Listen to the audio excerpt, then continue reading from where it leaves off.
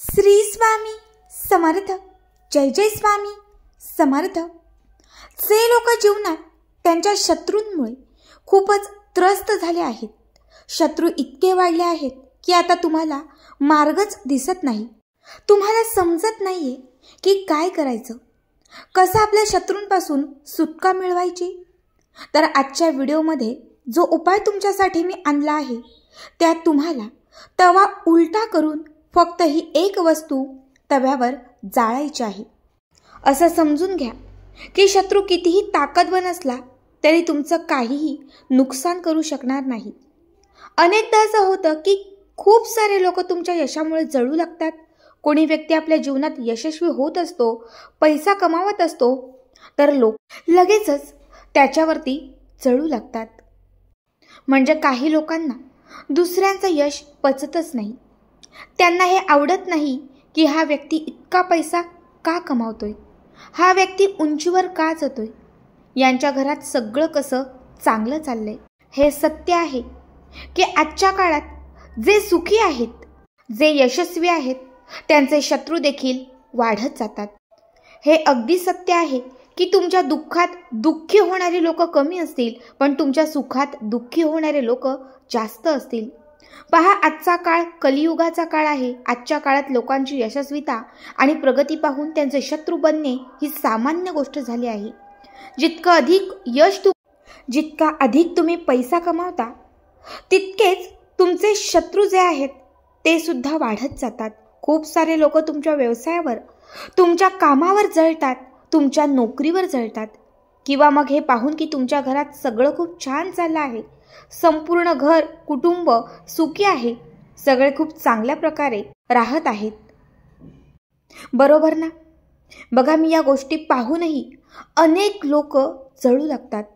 ते विचार करतात की हे कुटुंब सुखी कसं आहे, आमच्या घरात तर खूप भांडणं होतात, आमच्या घरात तर पैसाच नाही, त्यांच्या घरात कसा पैसा येतो. पहा, आजचा काळ कलियुगाचा काळ, शत्रूची संख्या देखील आजच्या काळात वाढत चाललेली आहे.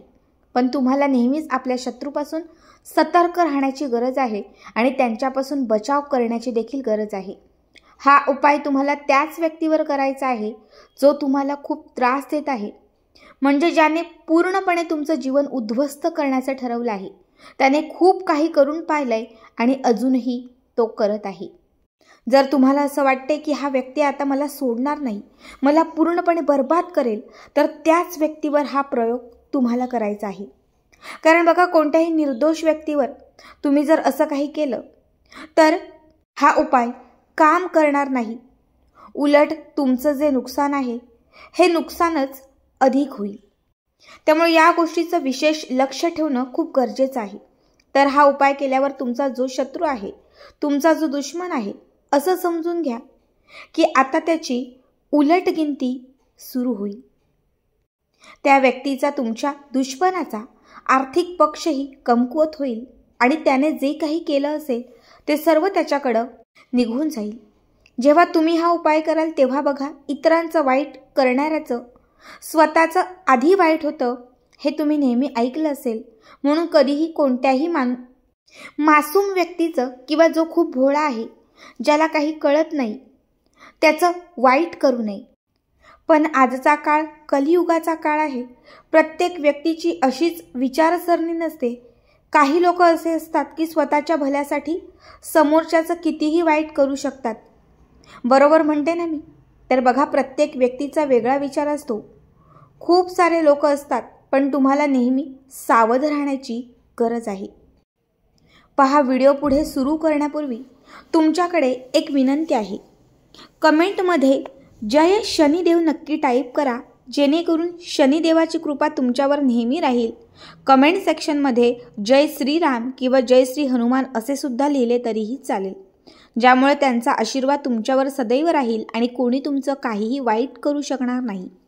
तसेच व्हिडिओला लाईक करा आणि चॅनलला सबस्क्राईब करा, कारण त्यांच्याच आशीर्वादाने हा व्हिडिओ तुमच्यापर्यंत पोहोचत आहे. तर बघा, खूप सारे शत्रू असेही असतात जे तंत्रमंत्राचा आधार घेऊन समोरच्या व्यक्तीचं संपूर्ण आयुष्य उद्ध्वस्त करतात. जर तुम्हालाही असं वाटत असेल की तुमच्या आसपास काही लोक असे आहेत किंवा जिथे तुम्ही काम करता तिथे काही लोक असे आहेत जे तुमचे शत्रू झाले आहेत, ते तुमच्यावर काहीतरी करत आहेत किंवा असं काही करत आहेत की तुमच्या घरातील वातावरण बिघडवत आहेत, तुम्हाला त्या शत्रूंपासून खूप भीती वाटत आहे, तर तुम्ही हा उपाय जरूर करावा. कारण हा उपाय करताना तुमचा खर्चही होणार नाही आणि हा खूपच साधा आणि सोपा उपाय आहे, जो तुम्ही सहज करू शकता. तुमच्या जीवनातून शत्रूंना दूर करू शकता. या उपायाचा सर्वात मोठा फायदा असा की कुठलीही जादू, करणी, तंत्र, मंत्र सर्व काही नष्ट होतं आणि शत्रू संपूर्ण पराभूत होतो. तुमचा शत्रू कितीही ताकदवान असो, तो पराभूतच होतो. तर बघा, आता तुम्हाला अजिबात घाबरण्याची गरज नाही. तुमच्या शत्रूंमुळे तुम्हाला अजिबात भीती वाटण्याची गरज नाही. कारण खूप वेळा शत्रू एवढा त्रास देतात की माणूस खूप काही विचार करत राहतो की कसं या सगळ्यांपासून सुटका मिळवायची. रात्रभर झोप लागत नाही. ज्या लोकांचा शत्रू पाठलाग करत असतात, मग समोरचा कोण व्यक्ती असो, गुप्त शत्रू असो, सर्व शत्रू तुमच्या जीवनातून दूर होतात. फक्त देवावर पूर्ण विश्वास ठेवा आणि पूर्ण श्रद्धेने हा उपाय करा. माता काली आणि भैरव बाबांचा हा उपाय खूपच चमत्कारी आहे आणि तो तुमचं कल्याणच करेल. तुमचे शत्रू संपूर्णपणे पराभूत होतील, गुडघे टेकतील. असं समजून घ्या की ते विचार करतील की तुमचा वाईट करण्याचा विचार त्यांनी का केला. 24 तासांच्या आतच तुम्हाला त्याचा परिणाम दिसेल. तुम्ही स्वतः पाहाल की ज्या शत्रूंना तुम्ही घाबरत होतात किंवा ज्या शत्रूंचा तुम्ही सामना करू शकत नव्हतात, ते शत्रूही तुम्हाला घाबरून तुमच्या जीवनातून पळून जात आहेत. तर बघा, तुम्हाला काय करायचं आहे. सर्वप्रथम तुम्हाला एक तवा घ्यायचा आहे. ज्या तव्यावर पोळी बनवतो तो तवा, तोच तुम्हाला या उपायासाठी लागणार आहे. कुठल्याही दिवशी तुम्ही हा उपाय करू शकता. रात्रीच्या वेळेस तुम्हाला हा उपाय करायचा आहे. 4 साबूत लवंगा घ्यायच्या आहेत. 4 लवंगा म्हणजे 2 लवंगांचे जोड. बघा, 4 साबूत लवंगा आणि त्याच्यासोबत 2 तुम्हाला बताशे घ्यायचे आहेत. बताशे ही साबूत असावेत, तुटलेले नसावेत, खंडित नसावेत. 2 कापुराच्या वड्या घ्यायच्या आहेत. जर मोठा कापूर असेल तर छोटे तुकडे करून घ्या. सोबतच एक पांढऱ्या रंगाचा कागद घ्यायचा आहे. छोटासाच कागद घ्या, ज्याच्यावर कुठलीही रेषा नसावी. साधा कागद, ज्यावरती तुम्हाला सर्वप्रथम काय करायचं आहे तर शत्रूचं नाव लिहायचं आहे. किंवा जर तुमचे खूप जास्त शत्रू असतील तर तुम्हाला त्यांच्या नावाबद्दल माहिती नसेल, गुप्त शत्रू असतात, तर तुम्ही काय करू शकता, फक्त त्याच्यावरती शत्रू असं लिहा. बघा, आता तुम्हाला काय करायचं आहे. हा तवा आणि या सर्व वस्तू घेऊन तुमच्या मुख्य दरवाजावर जायचं आहे. मुख्य दरवाजा म्हणजे जो तुमच्या घराचा मुख्य प्रवेशद्वार आहे तो. तिथे रात्रीच्या वेळेस हा उपाय करायचा. त्यामुळे जास्त कोणी पाहू शकणार नाही. आता तुम्हाला काय करायचं, तिथे बसायचं आहे. मुख्य दरवाजावर तवा उलटा ठेवायचा आहे. तवा उलटा ठेवला की त्यानंतर त्याच तव्याच्या खाली तुम्ही जो कागद तयार केलेला आहे, ज्याच्यावर तुम्ही तुमच्या शत्रूचं नाव लिहिलेलं आहे, तर ते नाव लिहिलेला कागद तुम्हाला ठेवायचा आहे. त्यानंतर बघा, तुम्ही जी लवंग आणि बताशा घेतलेला आहे, कापूर घेतलेला आहे, तर तो कसा जाळायचा हे तुम्हाला व्यवस्थित समजून घ्यायचे आहे. तवा उलटा करून ठेवला की त्याच्या खाली तुम्ही तो कागद ठेवला. आता तुम्हाला काय करायचं आहे, 2 लवंगा ठेवायच्या आहेत, एक बताशा ठेवायचा आहे आणि एक कापूर ठेवायचा आहे आणि त्यांना जाळून टाकायचं आहे. जाळण्याआधी तुम्हाला इथे एक मंत्र म्हणायचा आहे. हा मंत्र मा कालीचा खूप चमत्कारिक मंत्र आहे. ओम क्रीम कालिकाय नमः. ओम क्रीम कालिकाय नमः. बघा, हा मंत्र जो आहे हा 21 वेळा तुम्हाला म्हणायचा आहे. त्यानंतर तुम्हाला लवंग, कापूर आणि बताशा जाळून टाकायचा आहे. आता बघा, यानंतर तुम्हाला काय करायचं आहे तर ज्या 2 लवंगा उरल्या आहेत, एक बताशा उरला आहे आणि एक कापूर उरला आहे, तर तेही तुम्हाला त्या तव्यावर ठेवायचं आहे. मग जे कागद तव्याच्या खाली ठेवले होते तेही तुम्हाला त्याच्यावर ठेवायचं आहे. यानंतर तुम्हाला भैरव बाबांचा मंत्र म्हणायचा आहे. ओम श्री भैरवाय नमः. ओम श्री भैरवाय नमः. हा मंत्रही तुम्हाला 21 वेळा म्हणायचा आहे.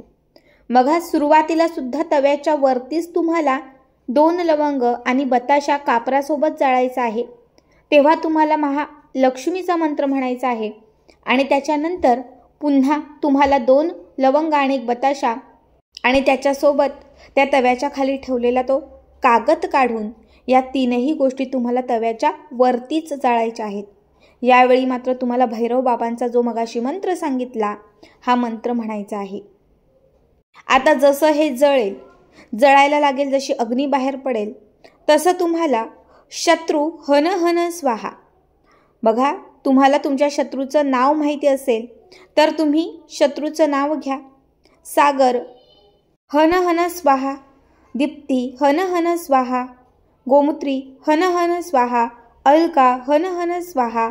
जी नावं मी आता घेतलेली आहेत त्याच्याऐवजी तुम्हाला ज्या व्यक्तीचं नाव घ्यायचं आहे त्या व्यक्तीचं नाव घ्यायचं आहे आणि त्याच्या सोबतच तुम्हाला तिथे जो मंत्र सांगितलेला आहे तो मंत्र म्हणायचा आहे। जर गुप्त शत्रू असेल तर गुप्त शत्रू असेही तुम्ही म्हणू शकता। आता तुम्हाला तो कागद, बताशा, लवंग सगळ्याची राख झाली की त्याच्यानंतर तुम्हाला काली मातेला प्रार्थना करायची आहे आणि भगवान भैरव यांचं ध्यान करायचं आहे। प्रार्थना अशा प्रकारे करा, हे माता काली तुम्ही जगाचा कल्याण करणारी आहात, हे भगवान भैरव तुम्ही जगात सर्वांचीच रक्षा करणारे आहात। माझ्या शत्रूपासून माझीही रक्षा करा आणि माझ्या शत्रूंना माझ्या जीवनापासून दूर करा। मी कधीच कोणाचं काही वाईट केलं नाही, कधी कोणासोबत चुकीचं केलं नाही, माझ्यासोबत सुद्धा कधी चुकीचं होऊ नये। माझे शत्रू संपूर्णपणे पराभूत होत मी नेहमी माझ्या जीवनात सुरक्षित राहू दे, यश टिकून राहू दे आणि सुख समृद्धी माझ्या घरात येऊ दे, असं पूर्ण सच्च्या श्रद्धेने ही प्रार्थना करा। जेव्हा कापूर, लवंग आणि बताशा संपूर्ण जळून जातील तेव्हा तुम्हाला काय करायचं आहे, त्याची जी राख आहे ती वाहत्या पाण्यात विसर्जित करा। तर बघा, आता तुमच्या घराजवळ वाहतं पाणी नसेल तर तुम्ही त्यांना मातीत पुरू शकता। एखाद्या अशा ठिकाणी जा जिथे माती आहे, तिथे थोडंसं खड्डं खोदून ही राख जी तुम्ही जळाली आहे ती तिथे पुरून द्या आणि तुमच्या घरी पुन्हा परत या। कितीही मोठा शत्रू असो तो पूर्णपणे गुडघे टेकवतो। जेव्हा तुम्ही हा उपाय पूर्ण सच्च्या श्रद्धेने करता, माता कालिकेवर पूर्ण निष्ठा आणि विश्वास ठेवून करता, भगवान भैरवांवर विश्वास ठेवता, तेव्हा कुणीही तुमचे वाईट करू शकत नाही। सच्ची श्रद्धा असणं खूप महत्त्वाचं आहे, तेव्हाच हा उपाय काम करतो। मित्रांनो, मला विश्वास आहे की आजच्या व्हिडिओमुळे तुम्हाला नक्कीच लाभ होईल। जर व्हिडिओ तुम्हाला आवडला असेल तर तो लाईक करा आणि तुमच्या मित्रांसोबत अधिकाधिक शेअर करा। जर तुम्ही चॅनलवरती पहिल्यांदाच आला असाल तर सबस्क्राईब करा आणि बेल बटनसुद्धा दाबा। यामुळे असं होईल की अशा प्रकारच्या सर्व व्हिडिओंच्या नोटिफिकेशन तुम्हाला सगळ्यात आधी मिळतील। जर अजूनही तुम्ही कमेंटमध्ये जय माता लक्ष्मी टाईप केलं नसेल तर आत्ताच टाईप करा। भेटूया पुढील व्हिडिओमध्ये एका नवीन चर्चेसह। तुम्हा सर्वांचे मनपूर्वक आभार। श्री स्वामी समर्थ। जय जय स्वामी समर्थ।